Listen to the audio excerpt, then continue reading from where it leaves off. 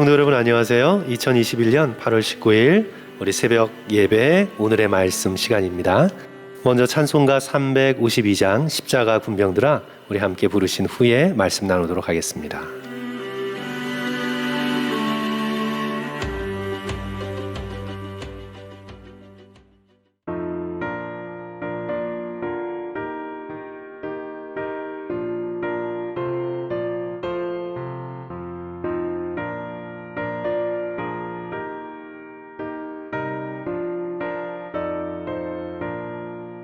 십자가 군병들아 주 위에 일어나 이들로 앞서 나가 담대히 싸우라 주께서 승전하고 영광을 얻도록 그 군대 거느리사 이기게 하시네.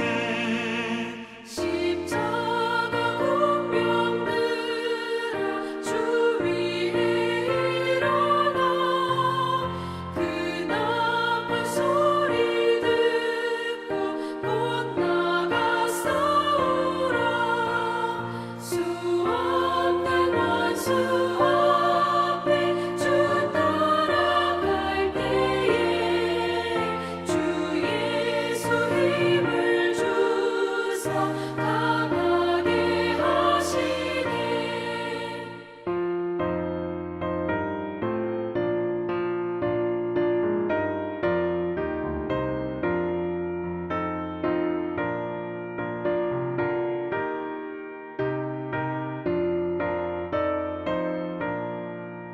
십자가 군병들아 주 위에 일어나 내 힘이 부족하니 주 권능 믿으라 복음의 갑주 입고 늘 기도하면서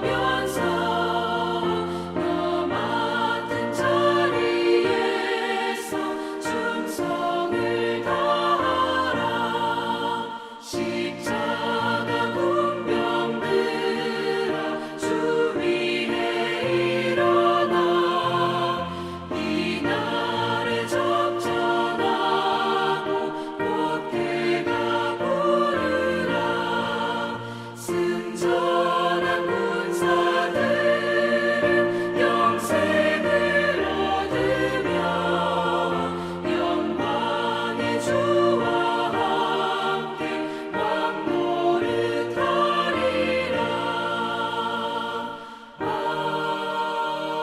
아멘.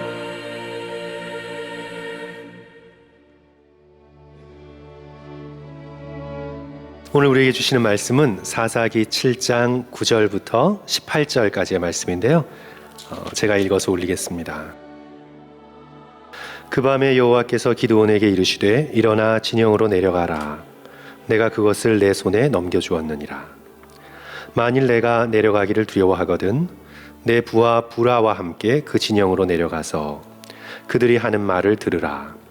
그 후에 내 손이 강하여져서 그 진영으로 내려가리라 하시니 기드온이 이에 그의 부하 부라와 함께 군대가 있는 진영 근처로 내려간즉 미디안과 아말렉과 동방의 모든 사람들이 골짜기에 누웠는데 메뚜기의 많은 수와 같고 그들의 낙타의 수가 많아 해변의 모래가 많음 같은지라.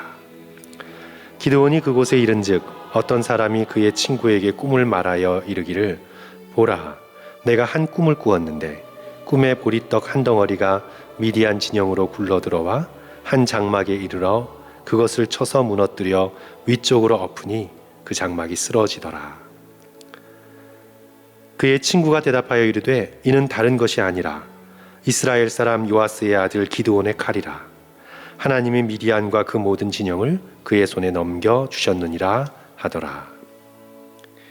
기드온이 그 꿈과 해몽하는 말을 듣고 경배하며 이스라엘 진영으로 돌아와 이르되 일어나라 여호와께서 미디안과 그 모든 진영을 너희 손에 넘겨 주셨느니라 하고 300명을 세 대로 나누어 각 손과 나팔과 빈 항아리를 들리고 항아리 안에는 횃불을 감추게 하고 그들에게 이르되 너희는 나만 보고 내가 하는 대로 하되 내가 그 진영 근처에 이르러서 내가 하는 대로 너희도 그리하여 나와 나를 따르는 자가 다 나팔을 불거든 너희도 모든 진영 주위에서 나팔을 불며 이르기를 여호와를 위하라 기드온을 위하라 하라 하니라. 아멘. 사사기의 기드온의 이야기는 언제 들어도 놀라운 이야기입니다. 놀랄 뿐만 아니라 감동이 되는 이야기입니다. 그 이유는 바로 반전 때문인데요.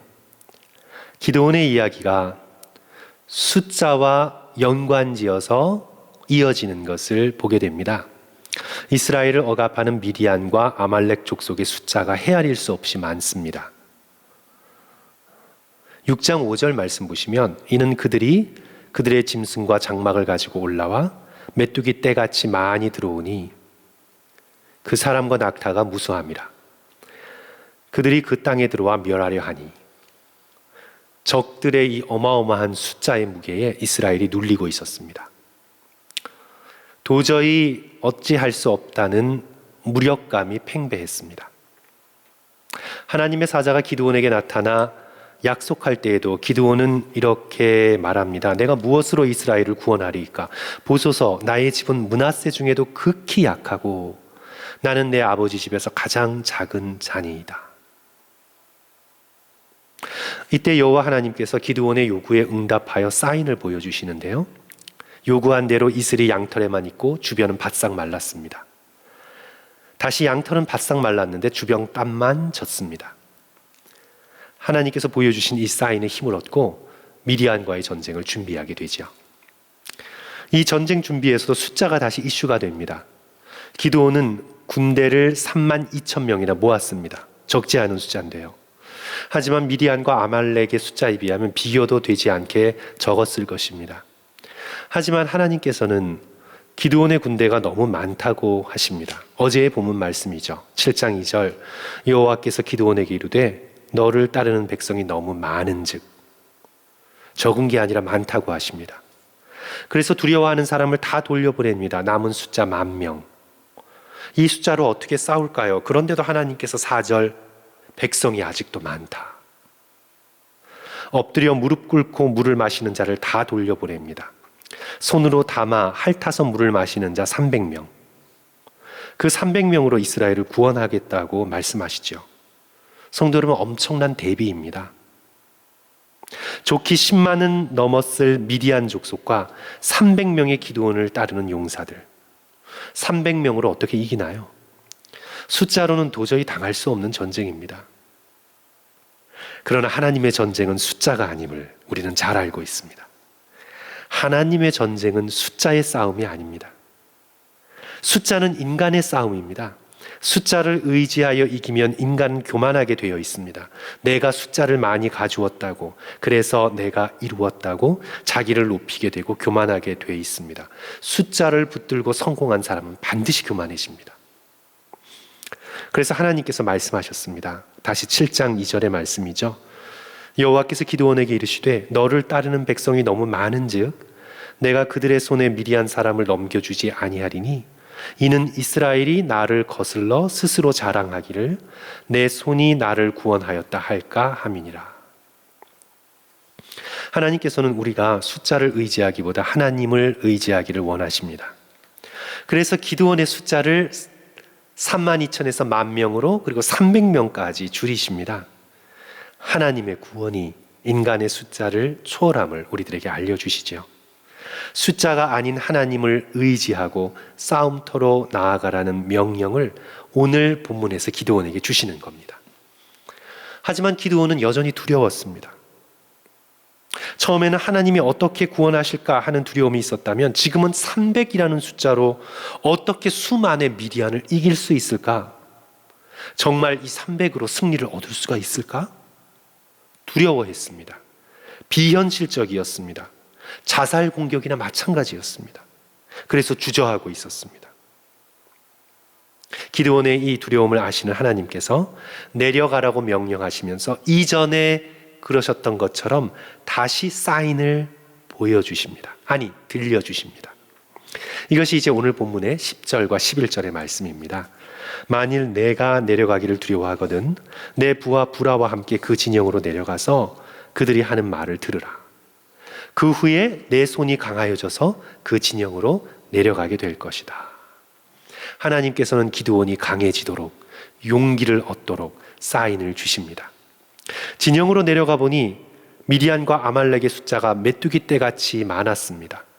낙타의 수가, 전쟁으로 쓰였던 낙타의 수가 모래같이 많았습니다. 숫자를 보면 성도 여러분 용기를 잃게 됩니다. 싸워보나 마나입니다. 숫자를 보면 낙심하게 됩니다. 그래서 믿음의 백성은 들어야 합니다. 믿음은 들음에서 납니다. 하나님께서 주시는 약속의 말씀을 믿음의 귀로 잘 듣고 마음에 새겨야 합니다. 그 말씀이 꿈의 형태로 주어집니다. 어떤 사람이 꾼 꿈 이야기를 기드온이 엿듣게 됩니다. 보리떡 한 덩어리가 미디안 진영으로 굴러 들어와서 장막을 쳐서 무너뜨립니다. 해석도 들려주십니다. 14절. 그의 친구가 대답하여 이르되 이는 다른 것이 아니라 이스라엘 사람 요아스의 아들 기드온의 칼이라. 하나님은 미디안과 그 모든 진영을 그의 손에 넘겨주셨느니라 하더라. 보이는 것과 들리는 것이 너무 다르지요. 보이는 것은 숫자지만 들리는 것은 약속의 말씀입니다. 이에 기드온이 큰 용기를 얻어 싸움터로 나갑니다. 사랑하는 성도 여러분, 용기가 부족하거든 하나님께 사인을 달라고 간구하십시오. 확신의 말씀을 들려달라고 엎드려 간구하십시오. 절대로 숫자만 보고 낭망하지 마십시오. 사람들을 보고 기죽거나 상황만 보고 앞으로 어떻게 하지 낙심하지 말고 하나님께 나와 주님, 제가 용기를 얻도록 약속의 말씀을 들려주소서. 하나님께서 지금 나와 함께 하심을 나로 알게 하여 주소서. 기드온처럼 사인을 구하십시오. 1640년 저지 폭스는 심한 고뇌에 차 있었습니다. 어떻게 하면 이 혼란한 시대에 하나님과 화목해질 수 있을지, 어떻게 하면 죄를 떨치고 담대히 하나님 앞에 나아갈 수 있을지, 왜 종교 개혁가들마다 다 말이 다른지 깊은 고뇌에 차서 영국 시골 들판을 배회하고 있었습니다. 그러다 마침내 이런 확신이 듭니다. 그들 중에서 내 상황에 대해 말할 수 있는 사람은 아무도 없었다. 그들과 모든 인간에 대한 희망이 전부 사라지고 아무것도 기댈 것이 없어 어찌할 바를 모르게 되자 비로소 내게 이런 음성이 들려왔다. 지금 상황에서 내게 말씀하실 수 있는 분은 예수 그리스도 단 한 분뿐이다. 그 음성을 들었을 때 내 마음은 뛸 듯이 기뻤다. 그때 주님은 그 상황에서 내게 말할 수 있는 사람이 이 땅에 없음을 알려주셨다. 모든 영광을 오직 그분께만 돌리게 하기 위함이었다. 성도 여러분, 이 깨달음이 정말 중요하죠. 지금 상황에서 우리에게 말씀하실 수 있는 분은 예수 그리스도 한 분밖에 없습니다. 다른 어떤 것도 우리의 상황에 대해서 말해줄 수 없습니다. 숫자도, 물질도, 명예와 지위도, 다른 어떤 것도, 심지어 가족도 우리의 상황에 대해서 최종적이고 궁극적인 말을 해줄 수 없습니다. 우리의 상황에 대한 결정적인 말씀은 오직 예수께서만 하실 수 있습니다. 내가 지금 잘 살고 있는지, 내가 지금 말씀을 따라 살아가고 있는지, 인생을 똑바로 살아가고 있는지 숫자가 말해주는 것이 아니고, 사람이 말해주는 것이 아니고, 오직 하나님만이, 예수 그리스도만이 나에게 말씀해 주실 수 있습니다. 기드온에게 일어난 것처럼 오직 하나님만이 우리의 상황에 대해 말씀하실 수 있습니다. 그러므로 우리 모두는 환경에서 눈을 들어 하나님만 바라보고 십자가에 달리신 예수님을 주목하여 성경 말씀을 펴고 그리스도께서 지금 나에게 하시는 말씀에 귀를 기울여야 합니다. 성도 여러분, 다시 한번 그 말씀을 힘입어 용기를 내고 자신에게 맡겨진 믿음의 선한 싸움을 싸워나가시기를 주님의 이름으로 간절히 축원합니다. 기도합니다.